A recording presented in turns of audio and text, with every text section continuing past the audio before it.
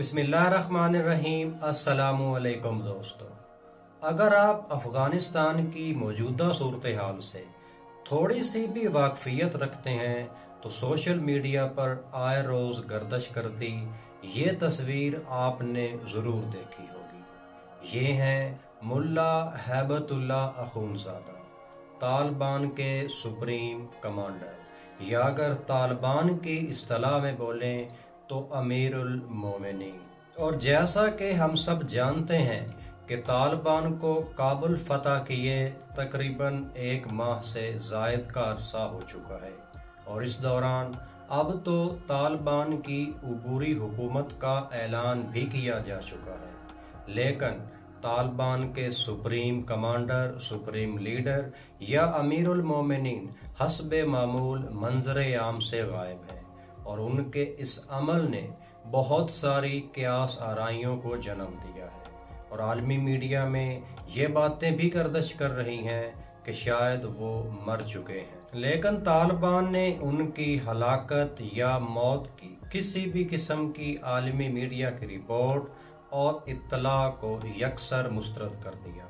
7 ستمبر کو جب طالبان کی عبوری حکومت کا اعلان کیا گیا تو اس کے فوراً بعد انہوں نے اپنا ایک باقاعدہ پیغام جاری کیا، جس میں افغانستان کو امارات اسلامیہ بنانے اور ملک میں شرعی قوانین نافذ کرنے کے عزم کا اظہار کیا گیا۔ لیکن اس صورتحال میں کچھ بنیادی سوالات ضرور پیدا ہوتے ہیں، جیسا کہ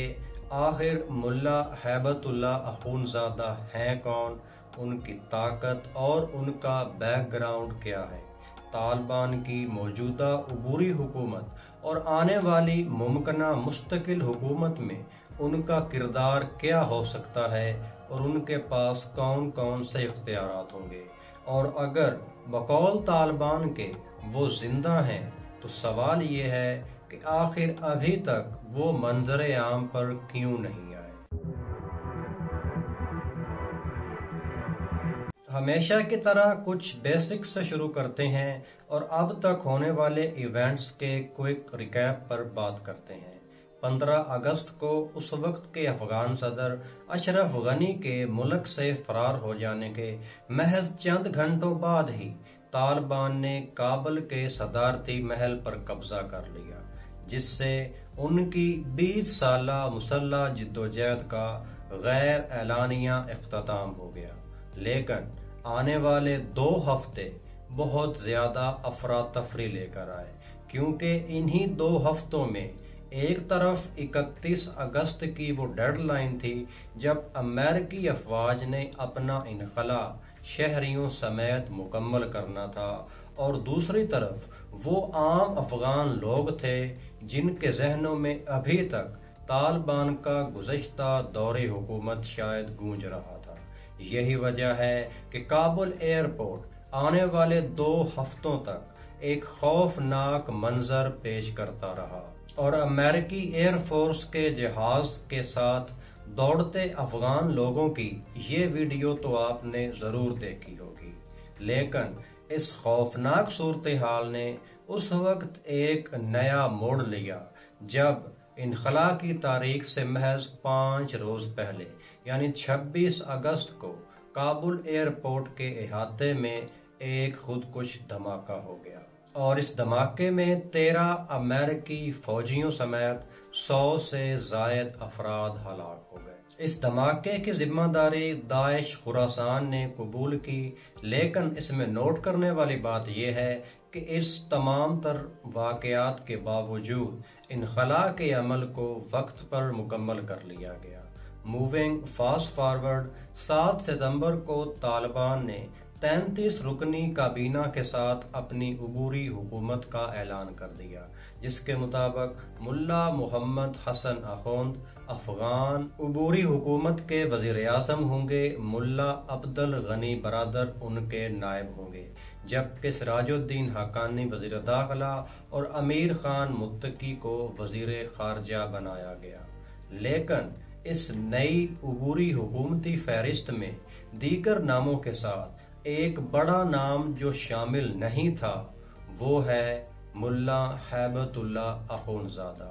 یعنی طالبان کے سپریم کمانڈر۔ طالبان کی جانب سے جاری کی جانے والی فہرست میں ان کا نام کسی بھی عہدے کے حوالے سے شامل نہیں ہے، یہاں تک کہ بطور سپریم کمانڈر بھی ان کا نام کسی جگہ شامل نہیں کیا گیا۔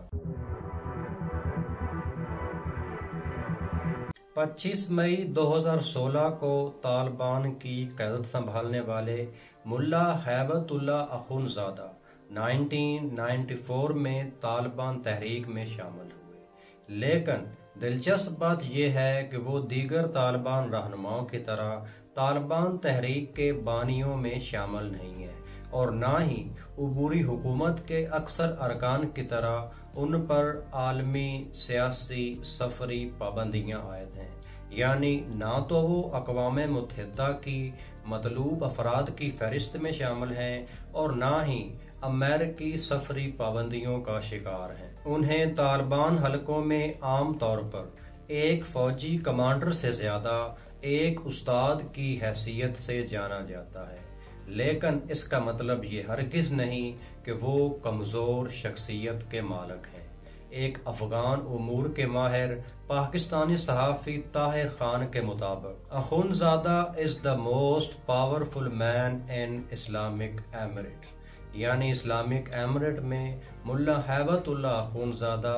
سب سے زیادہ طاقتور شخص ہیں، اور اپنی اسی طاقت کو انہوں نے استعمال کرتے ہوئے 2018 میں پہلی مرتبہ طالبان کی جانب سے باقاعدہ جنگ بندی کا اعلان کیا، اور اسی کے بعد طالبان اور امریکہ کے درمیان قطر کے دارالحکومت دوحہ میں امن مذاکرات کا آغاز ہوا، جس کا منطقی نتیجہ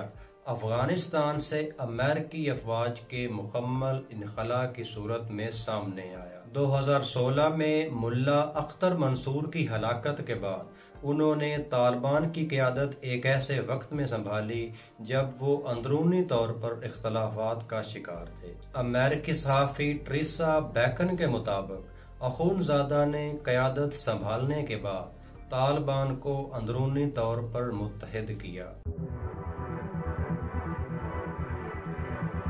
طالبان کی عبوری حکومت اور آنے والی ممکنہ مستقل حکومت میں ان کا کیا کردار ہو سکتا ہے اور ان کے پاس کیا ممکنہ اختیارات ہو سکتے ہیں، اس کا اندازہ ان کے 15 اگست کے ایک بیان سے لگایا جا سکتا ہے، جس میں ان کا کہنا تھا کہ طالبان کی 20 سالہ جدوجہد کے بنیادی طور پر 2 مقاصد تھے۔ پہلا، افغانستان سے غیر ملکی قبضے کو ختم کرنا، اور دوسرا، ایک مکمل آزاد، خود مختار، مستحکم اور شرعی قوانین پر مبنی حکومت کا قیام۔ لیکن طالبان کے نظام حکومت میں سپریم لیڈر کے نئے متوقع کردار کو مزید گہرائی میں سمجھنے کے لیے طالبان کے گزشتہ دور حکومت کو دیکھنا ہوگا، جو کہ 1996 سے 2001 تک یعنی تقریباً 5 سال تک قائم رہا، جس میں طالبان کے نظام حکومت میں تمام تر حکومتی اختیارات کا مرکز و محور رہبری شورا سمجھی جاتی تھی، جس کی سربراہی ملا عمر کیا کرتے تھے۔ حکومتی احکامات سے لے کر مذہبی فتوے جاری کرنے تک ملا عمر ہی کے پاس وہ تمام اختیارات تھے جسے فائنل اتھارٹی کہا جاتا ہے، یعنی کوئی بھی فیصلہ اس وقت افغانستان میں ہوتا تھا تو اسے آخری سطح پر ملا عمر ہی اپروو کیا کرتے تھے۔ افغان امور کے ماہر ایک پاکستانی صحافی طاہر خان کے بقول ملا ہیبت اللہ اخونزادہ یعنی موجودہ سپریم کمانڈر بھی ایسا ہی کردار ادا کرنے کے خواہش مند ہیں۔ وہ بطور رہبری شورا کے سربراہ تمام حکومتی معاملات کی نگرانی کریں گے اور افغانستان میں خارجہ پالیسی کی سمت کیا ہوگی، ڈائریکشن کیا ہوگی، تعلقات کی نوعیت کیا ہوگی، اس کو بھی سپریم کمانڈر ہی طے کریں گے۔ مختصر یہ کہ وہ حکومت کا حصہ یا حکومت کے سربراہ نہیں بلکہ حکومت سے بالا تر ایک اتھارٹی ہوں گے۔ عالمی میڈیا رپورٹس کے مطابق ملا سراج الدین حقانی اور ملٹری کمیشن کے سربراہ ملا یعقوب کو انہوں نے ہی یہ اختیار دیا تھا کہ وہ طالبان کی عبوری کابینہ کے لیے نام فائنلائز کریں، اور آخر میں انہوں نے تمام ناموں کو اپروول دی۔ یہی وجہ ہے کہ تمام عالمی میڈیا رپورٹس اور تجزیہ کاروں کی آراء کے برعکس انہوں نے ملا عبدالغنی برادر کے برعکس ملا محمد حسن اخوند کو عبوری حکومت کا وزیر اعظم نامزد کیا، جو کہ ان کے انتہائی قریب ترین اور بااعتماد ساتھی سمجھے جاتے ہیں۔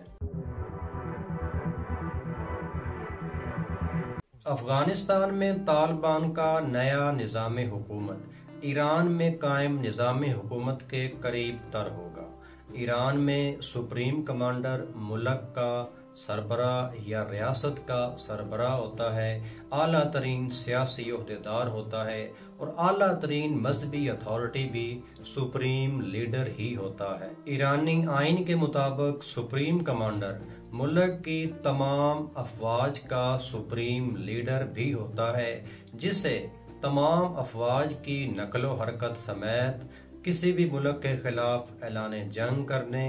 یا امن کا اعلان کرنے کا بھی مکمل اختیار ہوتا ہے۔ اس کے علاوہ ملک کا سپریم کمانڈر پارلیمنٹ سے پاس کردہ قوانین کو ویٹو بھی کر سکتا ہے، یعنی اگر اسے کوئی قانون پسند نہ آئے تو اسے براہ راست ایک ہی شخص مسترد کر سکتا ہے۔ اس کے علاوہ اعلیٰ عدلیہ کا سربراہ بھی ایران میں سپریم کمانڈر ہی ہوتا ہے۔ اس کے علاوہ تمام اہم وزارتوں جیسا کہ دفاع، خارجہ امور، سائنس اور خفیہ اداروں کی نگرانی کرنے والی تمام وزارتیں بھی سپریم لیڈر کے ماتحت ہی ہوتی ہیں۔ اس کے علاوہ انہیں وزراء کو برطرف کرنے یا انہیں مقرر کرنے کا اختیار بھی حاصل ہوتا ہے۔ مختصر یہ کہ ایران میں صدر کا عہدہ محض ایک علامتی عہدہ ہے۔ طالبان کے سپریم لیڈر ملا ہیبت اللہ اخونزادہ کے منظر عام پر نہ آنے سے بہت ساری افواہوں کو تقویت ملی ہے۔ گزشتہ سال بھی عالمی میڈیا میں